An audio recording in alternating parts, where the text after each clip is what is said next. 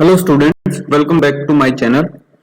आज हम बात करेंगे कंपोनेंट स्टेटमेंट्स को मिला के कंपाउंड स्टेटमेंट्स जब हम बनाते हैं तो जो कनेक्टर्स यूज करते हैं जैसे एंड है और इस टाइप के जो स्मॉल वर्ड्स और फ्रेजेस यूज करते हैं जो कि दो कंपोनेंट स्टेटमेंट्स को मिला के कंपाउंड स्टेटमेंट बनाने में काम आते हैं, उनके बारे में हम आज डिस्कस करेंगे। कंपोनेंट स्टेटमेंट्स क्या होते हैं, कंपाउंड स्टेटमेंट्स क्या होते हैं, इवन स्टेटमेंट्स क्या होते हैं, इन सब के बारे में मैं वीडियो लेक्चर बना चुका हूं। डिस्क्रिप्शन में आपको लिंक मिल जाएगा, देख लीजिएगा। जो वर्ड आज हम यूज करने वाले हैं वो है एंड। एंड जो है वो एक कनेक्टिंग वर्ड है जो कि दो कंपोनेंट स्टेटमेंट्स को मिला के कंपाउंड स्टेटमेंट बनाने में काम आता है। इनको कनेक्टिव्स भी बोलते हैं। क्या बोलते हैं इनको? कनेक्टिव्स भी बोलते हैं। ठीक है, कनेक्टिंग वर्ड्स बोलिए या कनेक्टिव्स बोलिए, एक ही बात है। एक एग्जांपल ले लेते हैं हम। P एक कंपाउंड स्टेटमेंट है जिसको कि एंड कनेक्टिव को यूज करते हुए बनाया गया है। देखिए, a point occupies a position and its location can be determined। So दो डिफरेंट कंपोनेंट स्टेटमेंट्स जो हैं इसमें वो इस तरीके से हैं। एक स्टेटमेंट हो गया Q जो कि है A point occupies a position। इनको अच्छे से समझिएगा, आपको कभी जीवन में प्रॉब्लम नहीं आएगी। कंफ्यूजन जो है वो सारे दूर हो जाएंगे आज ही।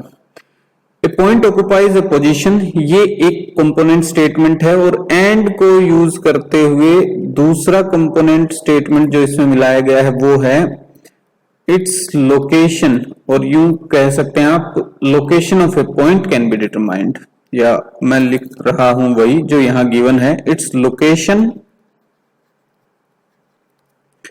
Can be determined. ये दो कंपोनेंट स्टेटमेंट यूज करते हुए इस कंपाउंड स्टेटमेंट को बनाया गया है। क्लियर है इतनी बात? एंड को यूज करते हुए। अब इसका मतलब क्या हुआ वो देखते हैं हम, एक दो एग्जांपल और करेंगे। देखिए, जो स्टेटमेंट क्यू है वो है a point occupies a position, तो स्पेस में एक पॉइंट जो है वो पोजीशन ऑक्युपाई करता है, ये स्टेटमेंट ट्रू है। Its location can be determined, और क्योंकि उसने एक स्पेस में पोजीशन ऑक्युपाई की है तो उसकी लोकेशन भी हम फाइंड आउट कर सकते हैं। दोनों स्टेटमेंट क्या है आपके? ट्रू है। दूसरा एग्जांपल देखिए, दूसरा स्टेटमेंट है 42 is divisible by 5, 6 and 7। As you can see, ये जो स्टेटमेंट है कंपाउंड स्टेटमेंट है, ये तीन अलग अलग कंपोनेंट स्टेटमेंट्स में डिवाइड हो सकता है। जैसे एक हो जाएगा Q स्टेटमेंट हो गया 42 is divisible by 5। R statement हो सकता है 42 इज डिविजिबल बाय 6, और T स्टेटमेंट हो सकता है 42 इज डिविजिबल बाय 7। इस कंपाउंड स्टेटमेंट को जो कि एंड के यूज से कनेक्टेड था, हमने अलग अलग कंपोनेंट स्टेटमेंट्स में डिवाइड कर लिया। अब देखिए 42 इज डिविजिबल बाय 5, ये जो फर्स्ट स्टेटमेंट है ये फॉल्स है, सेकंड ट्रू है और थर्ड ट्रू है। इन दो एग्जांपल्स को ध्यान से देखिए और अब हम रूल्स डिस्क्राइब करते हैं कि कंपोनेंट स्टेटमेंट्स के ट्रू और फॉल्स को देखते हुए कौन से कंपाउंड स्टेटमेंट्स ट्रू और फॉल्स होंगे। We have the following rules regarding the connective and. And को लेके ये जो रूल्स हैं इनको हमें ध्यान रखना होगा। इन रूल्स की हेल्प से ही हम डिसाइड करेंगे कि जो कंपाउंड स्टेटमेंट है जो कि एंड को यूज करते हुए बना है वो ट्रू है या फॉल्स है। देखिए, फर्स्ट जो रूल है वो क्या है? The compound statement with and is true if all its component statements are true.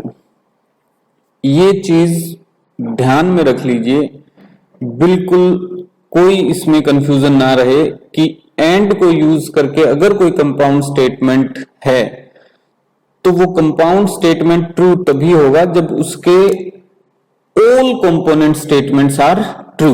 अब इसमें देखिए जो एग्जांपल्स हमने किए, फर्स्ट जो एग्जांपल था उसमें दो कंपाउंड स्टेटमेंट थे, दो कंपोनेंट स्टेटमेंट थे, एक Q और एक R, और दोनों ही ट्रू थे। इसका मतलब ये जो कंपाउंड स्टेटमेंट है ये भी क्या होगा, ट्रू होगा।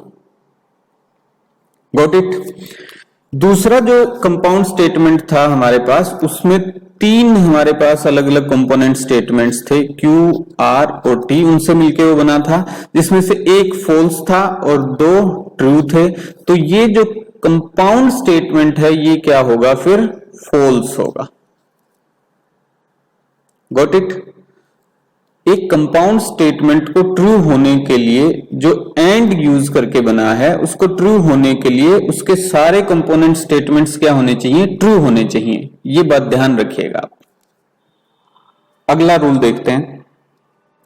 नेक्स्ट रूल है the component statement with and is false. वो फॉल्स कब होगा, the component statement with and is false if any of its, ये यहां गलत लिखा हुआ है, ये कंपाउंड ही आएगा, यहाँ पे ये कंपोनेंट स्टेटमेंट लिखा हुआ है, बट हम बात किसकी कर रहे हैं, कंपाउंड स्टेटमेंट की, तो यहां भी कंपाउंड स्टेटमेंट ही आएगा, स्टेटमेंट आएगा। ठीक है। So the compound statement with and is false. जो कंपाउंड स्टेटमेंट है एंड के साथ, वो फॉल्स कब होगा, if any of its component, कोई भी एक कंपोनेंट स्टेटमेंट अगर उसका फॉल्स है तो वो स्टेटमेंट पूरा का पूरा फॉल्स हो जाएगा।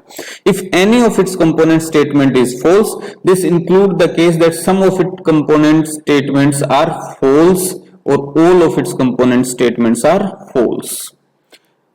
सिर्फ एक कंपोनेंट स्टेटमेंट के फॉल्स होने से ही पूरा कंपाउंड स्टेटमेंट आपका क्या हो जाएगा, फॉल्स हो जाएगा।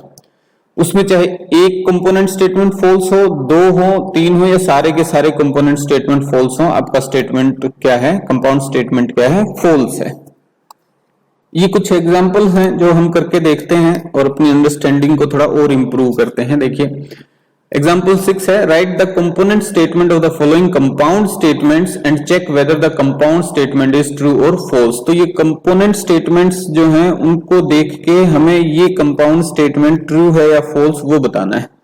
तो ए लाइन इज स्ट्रेट, ये एक कंपोनेंट स्टेटमेंट हो गया, and x tends indefinitely in both directions.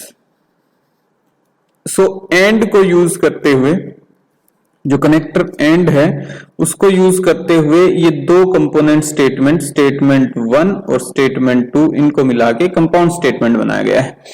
तो फर्स्ट जो कंपोनेंट स्टेटमेंट है वो है ए लाइन इज स्ट्रेट, और ये ट्रू है, लाइन स्ट्रेट होती है।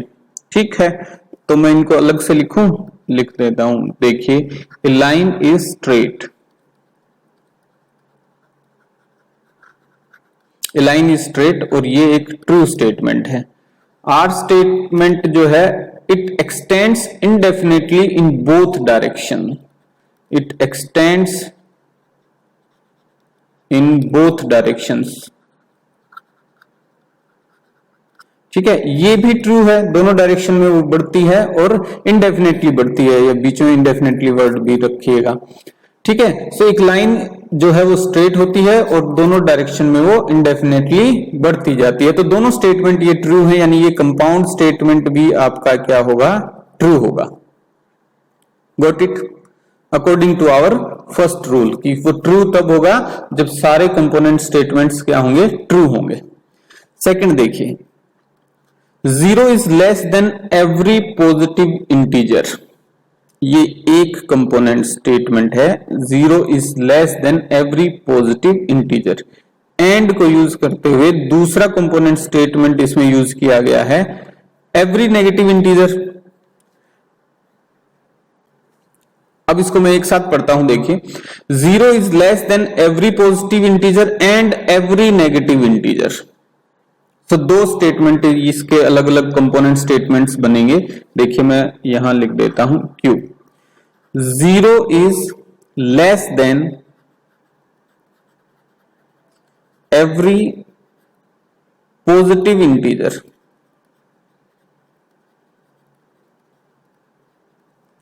ठीक है, 0 is less than every positive integer, ये ट्रू स्टेटमेंट है, 0 हर पॉजिटिव इंटीजर से कम होता है। सेकंड जो इसमें से कंपोनेंट स्टेटमेंट बनेगा वो ये है कि 0 is less than every negative integer, every negative integer, but 0 her negative integer से कम नहीं होता, ज्यादा होता है, तो ये फॉल्स स्टेटमेंट हो गया कंपोनेंट स्टेटमेंट। और क्योंकि अकॉर्डिंग टू रूल 2 क्योंकि एक कंपोनेंट स्टेटमेंट फॉल्स है, दूसरा चाहे सही हो चाहे ना हो कोई फर्क नहीं पड़ना, उससे आपका जो कंपाउंड स्टेटमेंट है वो फॉल्स हो गया। Got it? कंपोनेंट स्टेटमेंट्स जो बनते हैं किसी भी कंपाउंड स्टेटमेंट को तोड़ के, जो कंपोनेंट स्टेटमेंट्स हम बनाते हैं उसमें से एक भी अगर फॉल्स हो गया तो कंपाउंड स्टेटमेंट आपका फॉल्स हो गया, इस बात को ध्यान रखिए। थर्ड देखिए, all living things have 2 legs and 2 eyes। इसको भी आप दो कंपोनेंट स्टेटमेंट्स में ब्रेक डाउन कर सकते हैं। जैसे एक हो जाएगा ऑल लिविंग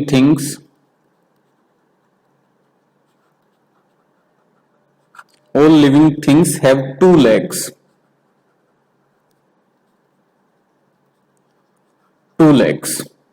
और दूसरा स्टेटमेंट हो जाएगा all living things have 2 legs and 2 eyes। सो दूसरा हो जाएगा all living things have 2 eyes। First वाला स्टेटमेंट देखते हैं, स्टेटमेंट क्यों, all living things have 2 legs। ये फॉल्स स्टेटमेंट है। क्यों है फॉल्स? क्योंकि गाय भैंस जो होती हैं उनके 4 टांगे होती हैं, तो ये फॉल्स हो गया। आर स्टेटमेंट देखिए, all living things have 2 eyes, ये भी फॉल्स है। क्यों? क्योंकि कुछ लिविंग ऑर्गेनिजम्स हैं जिनके मोर देन 2 eyes होती हैं, जिनमें से एक है स्कॉर्पियन, बिच्छू, और दूसरा स्टारफिश। स्टारफिश जो है उसके भी मोर देन 2 eyes होती हैं, 8 से 10 eyes होती हैं इनके, ठीक है। सो ये स्टेटमेंट भी फॉल्स है, यानी कि दोनों कंपोनेंट स्टेटमेंट्स फॉल्स हैं, तो आपका कंपाउंड स्टेटमेंट भी क्या हुआ? फॉल्स हो गया। सो ये रूल्स हैं रिगार्डिंग द कनेक्टिव एंड, और इन रूल्स को ध्यान में रखते हुए ही आपको कंपाउंड स्टेटमेंट्स के बारे में डिसीजन लेना है कि वो ट्रू है या फॉल्स है। एक बात और ध्यान रखिए कि हर एंड को यूज करने वाला स्टेटमेंट जो है वो कंपाउंड स्टेटमेंट नहीं होता। देखिए एक एग्जांपल लेते हैं, a mixture of alcohol and water can be separated by chemical methods. यहां एंड यूज हुआ है, अब इसका मतलब ये नहीं है कि ये कंपाउंड स्टेटमेंट हो गया और आप इसको जबरदस्ती दो कंपोनेंट स्टेटमेंट्स में तोड़ें और अपना दिमाग लगाएं, बिना मतलब का टाइम खराब करें। यहां जो एंड यूज हुआ है वो दो चीजों को शो करने के लिए यूज हुआ है, a mixture of alcohol and water, that's it, खत्म बात, ठीक है। सो इसको आगे हमें स्टडी करने की भी जरूरत नहीं है क्योंकि ये कंपाउंड स्टेटमेंट नहीं है। तो हर स्टेटमेंट जो एंड को यूज करता है वो कंपाउंड स्टेटमेंट नहीं होता। जैसे फॉर एग्जांपल एक और स्टेटमेंट देखिए, Ram and Shyam are brothers. तो यहां भी एंड जो यूज हुआ है वो राम और श्याम के बारे में बताने के लिए यूज हुआ है, तो ये कोई कंपाउंड स्टेटमेंट नहीं है एंड को यूज करते हुए। सो इसको फर्दर स्टडी करने की जरूरत नहीं है क्योंकि हर कंपाउंड स्टेटमेंट या हर स्टेटमेंट जो एंड को यूज करता है वो कंपाउंड स्टेटमेंट नहीं होता। तो आपको बहुत ही केयरफुली ध्यान से उसको देखना होगा कि जो स्टेटमेंट आपको गिवन है वो कंपाउंड स्टेटमेंट है भी या नहीं। इसको देखने के लिए आप सिंपल टेक्निक ये यूज कर सकते हैं कि अगर उसको आप कंपोनेंट स्टेटमेंट में तोड़ें तो उस कंपोनेंट स्टेटमेंट का कोई मीनिंग निकलता है या नहीं, ये आपको देखना है। जैसे देखिए फर्स्ट एग्जांपल जो हमने लिया था, ये स्टेटमेंट P है, ये स्टेटमेंट Q है। सो P स्टेटमेंट देखिए, a mixture of alcohol and water can be separated by chemical methods. तो अगर मैं मान लो कंफ्यूजन है मुझे और मैंने कंसीडर कर लिया कि ये कंपाउंड स्टेटमेंट है, तो मुझे कैसे पता चलेगा कि ये कंपाउंड स्टेटमेंट है या नहीं है? कंफ्यूजन कैसे दूर होगी? सो आप इसको तोड़िए कंपोनेंट स्टेटमेंट्स में। अगर आपको कंफ्यूजन है तो आप इसको दो अलग अलग कंपोनेंट स्टेटमेंट्स में डिवाइड कीजिए। सो कंपोनेंट स्टेटमेंट क्या बनेगा आपका? एक मान लीजिए अलग करता हूं तो मैं a mixture of alcohol can be